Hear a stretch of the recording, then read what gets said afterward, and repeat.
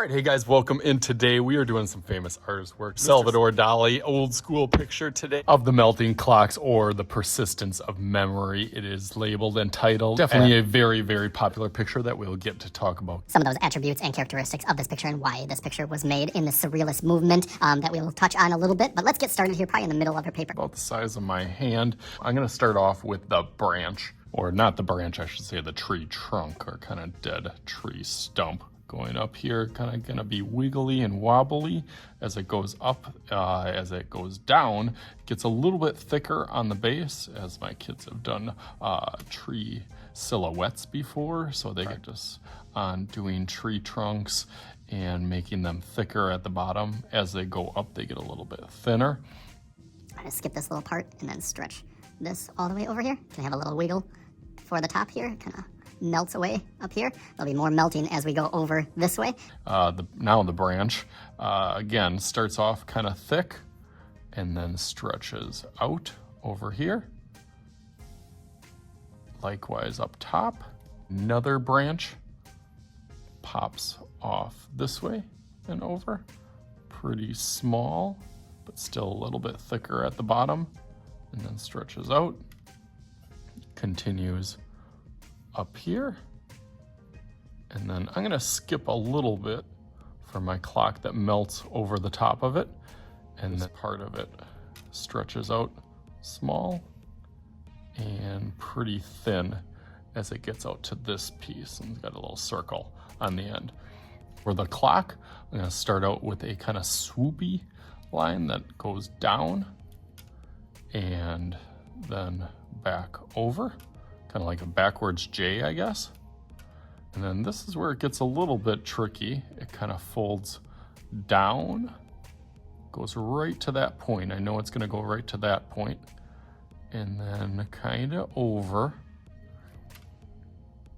a little bit further like a triangle, and then back up. Very organic in the shape, and then kind of curves over, and then up.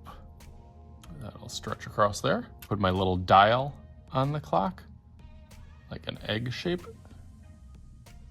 And then a little line there. Okay, that looks nice. The last thing that I'm gonna show you guys is just this little table that everything sets on. It's kind of 3D-ish. So one line goes over here, and then kind of right under that clock, it starts to shoot over this way. So as it goes over and then comes down this way, what makes it 3D is this straight. Down here. And then over here, always compared to like a tissue box, kind of going out and then down this way. So that is where I'm gonna set it up. I'm gonna outline this in Sharpie and then start thinking about what I wanna do for my background. So let's go through that real quick.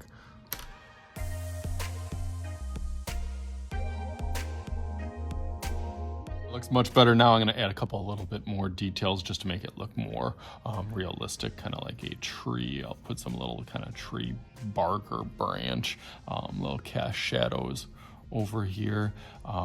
Salvador Dali was a Spanish painter in the early 1900s, or kind of as it got to the middle 1930s is when he was gaining popularity for the surrealist movement. Surrealism meaning kind of dream, fantasy, kind of brain melting, twisting, odd things that really weren't seen in pictures before. Still had some realistic qualities in those, but then would just almost like gear into optical illusion a little. So that's why I think my kids would really kind of draw some connections, because a lot of my kids like optical illusion. Kind of makes me think of the old movie The Matrix, where they kind of bend and twist reality and kind of fiction and nonfiction together, kind of intertwined. It's a cool concept to think about. He definitely dabbled into that. Last thing I'm gonna add on here is that little dial and hands of the clock kind of going down here as it goes really, really thin. Over here, kind of brings up a little bit, and then we have some of the numbers up here.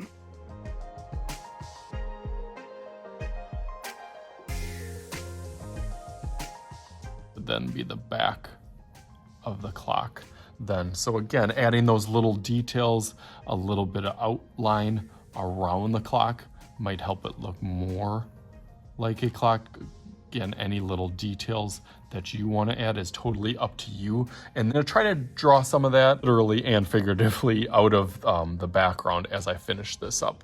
But let's make a little magic happen. Let's see if I got a clock or an old school watch besides my like Fitbit here, but I do got a stopwatch. So it's ready, set.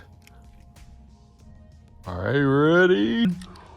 So there it is, persistence of memory, or As often people know, the melting clock, surrealist picture by Salvador Dali. designed the background up, kind of did a kind of landscape and scene, tried to keep my colors really simple. Materials, you guys know as me, I always find just some random crayons that always do my backgrounds with even broken crayons still color, as they say. So I thought it turned out really, really cool. So hopefully you guys had some fun. As always, I am Mr. Shooty. This is Mr. Shooty's Art Channel. We'll talk to you guys later.